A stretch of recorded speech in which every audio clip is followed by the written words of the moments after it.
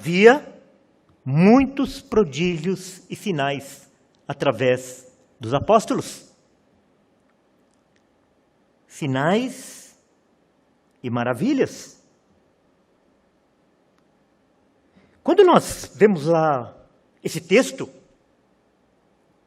que havia muitos prodígios e sinais, isso pode nos levar a dois perigos, quando nós lemos isso. Dois perigos. O primeiro perigo é nós pensarmos que Deus opera sempre da mesma forma.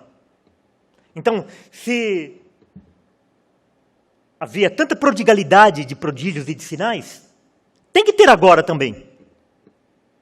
Então, esse é um perigo. Nós lemos esse texto e falamos, não, isso deve acontecer nos nossos dias também. E daí, se nós pensarmos dessa forma, que se aconteceu lá, tem que acontecer também nos nossos dias, isso pode gerar duas coisas. A primeira é a frustração. Por que nós não vemos cegos recuperarem sua visão?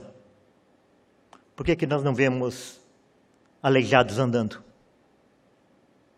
Pegando a sua cama, colocando nas costas e indo embora?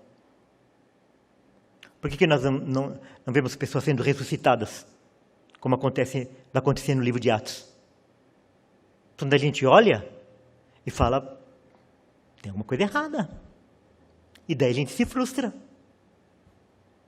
Nós vamos para as Escrituras, lemos isso, fazemos a interpretação literal do texto, olhamos ao nosso lado, nada disso está acontecendo.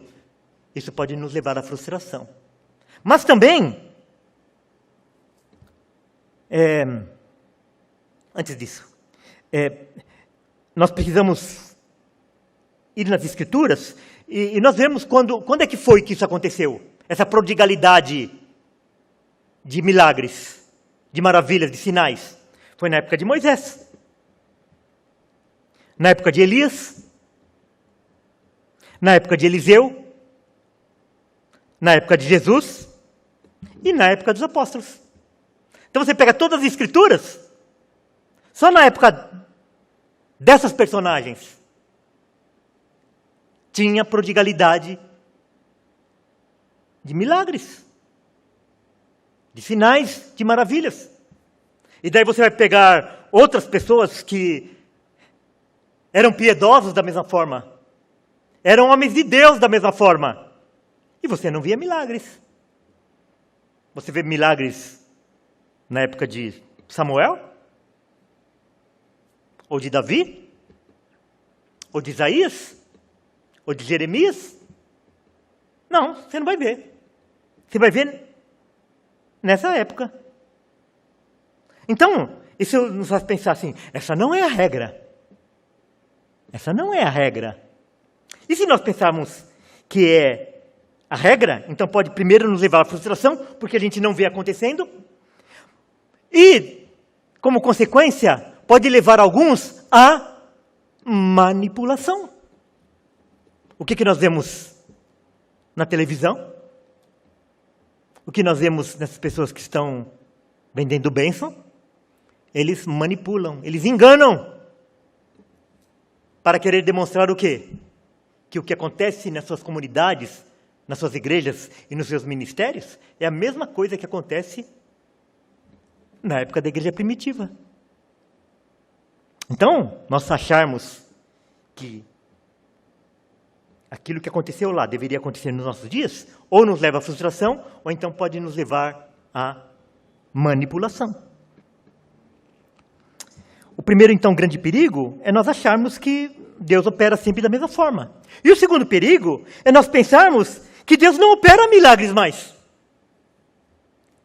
Percebeu? A gente pensa que deve ser daquele jeito, daí ou a gente se frustra ou a gente manipula. Mas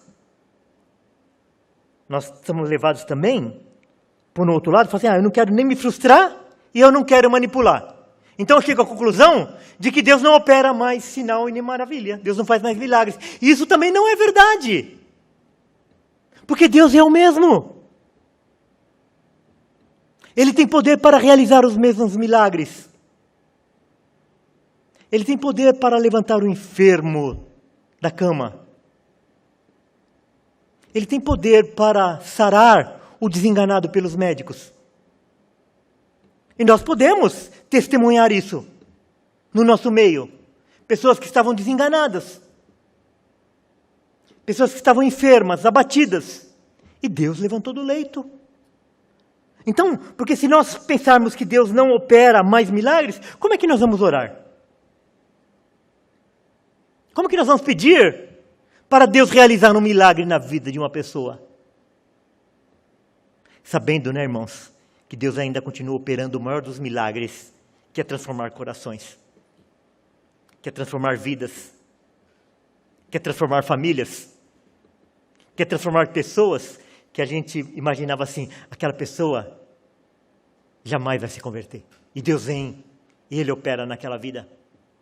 Então, não existe mais aquela prodigalidade, porque aquilo foi em momentos específicos na história, como nós acabamos de ver.